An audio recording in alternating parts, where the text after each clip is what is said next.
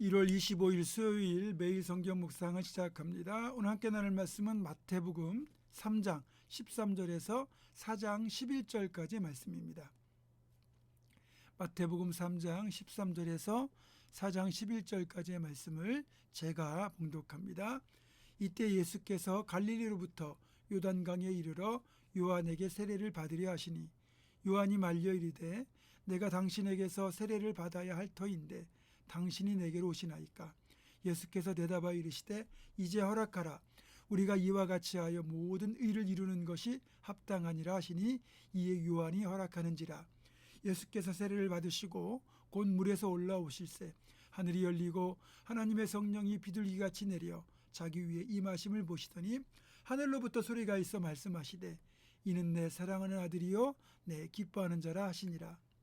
그때 예수께서 성령에 이끌리어 마귀에게 시험을 받으러 광야로 가사 40일을 밤낮으로 금식하신 후에 줄이신지라. 시험하는 자가 예수께 나와서 이르되 네가 만일 하나님의 아들이거든 명하여 이 돌들로 떡덩이가 되게 하라.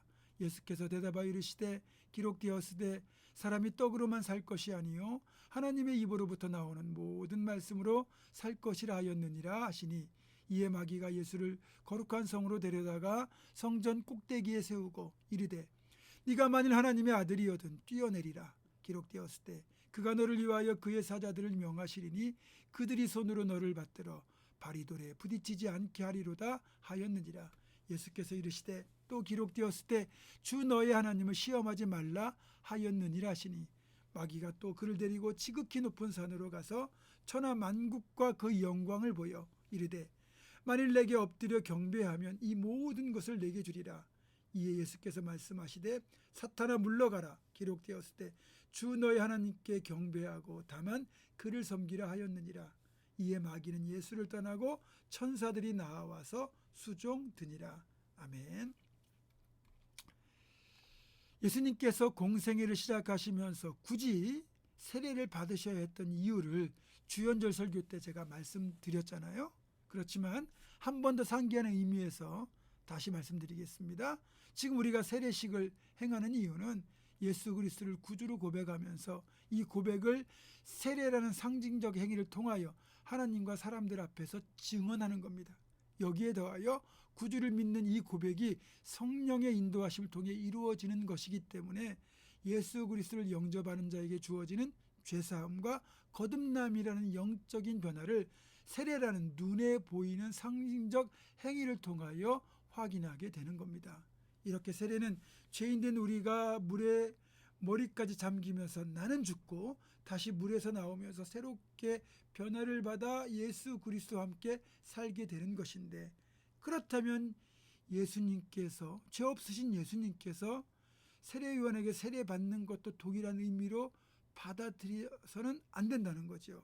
왜냐하면 본질적으로 예수님은 죄가 없거든요. 그러니까 죄사함과 거듭남의 의미로 세례를 받으실 이유가 없습니다. 그럼에도 불구하고 예수님이 왜 세례를 받으셨느냐? 1차적으로는 주님의 길을 예비하고 있는 세례 요한을 만나서 그의 사역을 격려하고 인정하려는 의도가 있었다고 보입니다. 다음으로는 더 중요한 건데, 세례라는 이 의식을 통하여 공식적으로 예수님께서 이제는 개인의 삶이 아닌 공적인 삶으로 들어섰다라는 걸 선포하시는 겁니다. 예수님 역시 지금까지는 자신을 위해 또 가족을 위해 살고 있었지만 이 세례 이후로는 다른 이들을 위하여, 공동체를 위하여, 하나님 나라를 위하여 온전히 헌신하겠다는 의미로 이 세례를 받고 계신 겁니다. 그러니까 이기적인 삶이 아닌 이타적인 삶을 사는 전환점으로 세례를 택하신 거죠. 우리 역시 세례를 받은 신앙인들 아니겠습니까? 우리 역시 이 세례를 받은 그 기점을 전환점으로 해서 나보다는 예수 그리스도를 위하여, 나보다는 공동체를 위하여, 나보다는 하나님을 위하여 사는 삶을 살아내야 되는 것입니다. 이걸 잘 기억하시고요.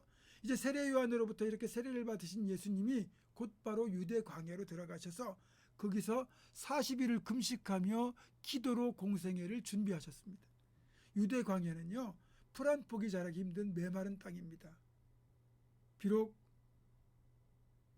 하나님의 본체이시지만 창조주로서의 능력, 신적인 능력을 다 제한하시고 인간의 가장 밑바닥까지 내려가셔서 배고픔과 고독과 두려움과 40일 동안 기도로 싸우신 거예요. 물론 그 40일 동안 성령과 교제하시고 하나님 아버지와 친밀한 교제를 나누셨던 시간이지만, 그래서 영적으로는 무척이나 주님이 고양되셨는지 모르지만 육신은 굶주림과 피로로 인하여 지치고 메말라 갔습니다. 그렇게 40일의 길고 긴 광야의 시간을 주님은 끝내 통과하셨죠. 그렇게 40일의 기도를 해냈다는 성취감과 안도감도 잠시 그 앞에 사탄이 나타납니다. 여러분, 여기에 놀라운 게 있어요. 사탄은 우리가 영적으로 낙심하거나 어려움을 당할 때가 아니라 내 일이 형통하고 평안하고 교만하기 쉬운 때 찾아온다는 겁니다. 그래서 우리의 교만과 우리의 어떤 그 욕심들을 기가 막히게 자극하지요. 자, 사탄은 거역할 수 없는 유혹으로 주님을 시험하기 시작했습니다. 제일 먼저는 떡의 시험입니다. 우리 인간에게는 가장 원초적인 본능은 생존에 대한 본능입니다. 생존은 먹어야만 우리가 생존을 유지할 수 있죠. 그러니까 이 우리에게 먹을 것이 되는 이 빵에 대한 유혹은 보통의 유혹이 아닙니다. 더군다나 40일 동안 금식하시면서 그 육체적인 한계에 도달한 상태에서 이 빵이 주는 유혹은 이길 수가 없는 치명적인 유혹입니다. 그런데 주님은 뭐라고 그 유혹을 이깁니까? 사람이 떡으로만 살 것이 아니라 하나님의 말씀으로 살 것이라고 대답하시고 그 유혹을 이겨내십니다. 두 번째는 쉽게 가라는 유혹이었습니다. 성전 꼭대기에서 뛰어내렸는데 만약에 하나도 안 다치고 슈퍼맨처럼 안전하게 땅에 착지했다면 어떻게 되겠습니까? 순식간에 스타가 될 겁니다. 예를 들어서 잠실에 있는 123층 높이의 롯데타워에서 뛰어내렸는데 하나도 안 다치고 슈퍼맨처럼 땅에 착지했다? 여러분, 뉴스에 나오고요, 전 세계 사람들이 우러러보는 위대한 인물이 될 겁니다. 그러면 굳이 먼 길을 찾아다니고 피곤하게 사역하지 않아도 사람들이 스스로 찾아와서 주님을 만나려고 할 겁니다. 그러면 얼마나 쉽게 사역을 할 수 있겠습니까? 그런 아주 손쉽게 사역할 수 있는, 대중의 인기를 얻어서 손쉽게 사역할 수 있으라고 하는 그 유혹에 주님은 역시 하나님을 시험치 말라고 말함으로써 그 유혹을 이겨내시죠. 마지막으로 권세의 유혹이었습니다. 딱 한 번만 사탄에게 절하면 모든 권세를 주겠다. 나도 너 방해하지 않겠다. 너 세상의 왕이 될 수 있다. 그런 유혹인데 예수님은 진정한 권세는 그렇게 얻어지는 게 아니라 낮아짐과 섬김을 통하여 하늘로부터 주어지는 것임을 잘 알고 계셨기에 오직 주 하나님만 경배하라고 하시는 말씀으로 사탄의 유혹을 물리치셨습니다. 어느 것 하나 쉬운 유혹이 아닙니다. 이기기 쉬운 유혹이 아닙니다. 그런데 주님은 말씀으로 성령 충만함을 통하여 주시는 말씀의 지혜로 사탄의 유혹을 물리쳤습니다. 하나님의 아들이신 예수님조차 사탄이 유혹하고 시험했다면 하물며 연약한 우리는 얼마나 사탄이 노리기 쉬운 먹잇감이겠습니까? 이럴 때 우리가 예수님을 봐야 됩니다. 우리 예수님은 모든 시험을 성령의 도우심과 말씀으로 물리쳤잖아요. 그래서 우리도 성령으로 충만하고 늘 말씀과 더불어 살아가야만 이 시험과 유혹을 이길 수 있는 겁니다. 그리고 시험은 한 번으로 끝나는 법이 없습니다. 방심할 때마다 기가 막히게 찾아옵니다. 그래서 늘 말씀의 거울에 나를 비추고 성령의 조명을 받아야만 넘어지지 않고 승리할 수 있습니다.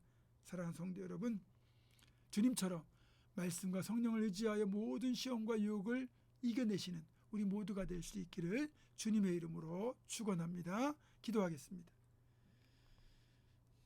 치명적인 유혹 앞에서도 성령의 도우심과 말씀을 통하여 그 유혹을 이겨내시고 끝내 승리하신 우리 주님처럼 우리도 우리에게 찾아오는 모든 유혹과 시험을 성령의 충만함과 말씀 묵상을 통하여 잘 이겨낼 수 있도록 도와주시옵소서. 그런 우리가 되기를 간절히 원하옵고 예수님의 이름으로 기도하오며 이제는 우리 주 예수 그리스도의 은혜와 하나님의 사랑과 성령의 교통하심이 어떤 유혹 앞에서도 성령의 도우심과 말씀 묵상을 통하여 이겨내고 승리하기로 결단하는 사랑하는 모든 성도들, 이들의 삶과 가정과 생업과 앞날과 우리 교회 위에 지금부터 영원토록 함께 하시옵기를 간절히 축원하옵나이다.